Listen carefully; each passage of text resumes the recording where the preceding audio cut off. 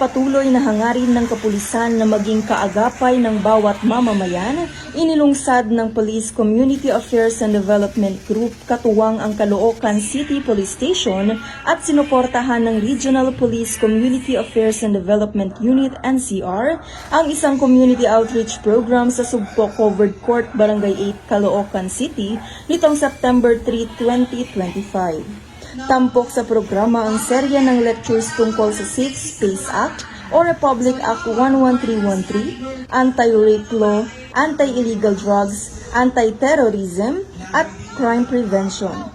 Bukod dito, ipinamamahagi rin ang mga information, education and communication materials upang higit pang mapaigting ang kamalayan ng mga residente.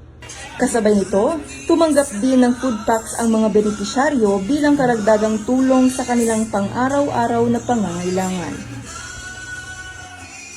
Ang kapulisan ho ng Caloocan ay hindi naman nagsasawang gumawa ng mga ganitong programa sa barangay. Halos every week ho meron kaming schedule na community awareness program sa both sa Caloocan North at Caloocan South.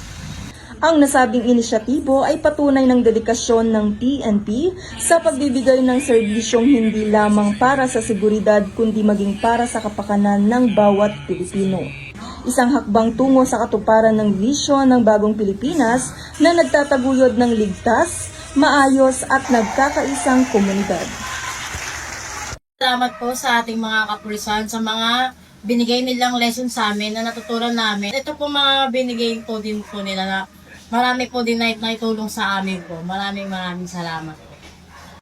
Mula dito sa Sugpo Covered Court, Caloocan City, ako po ang inyong PNN Correspondent Police Corporal Abigail Rojas. Alagad ng batas, tagataguyod ng Balitang Pulis.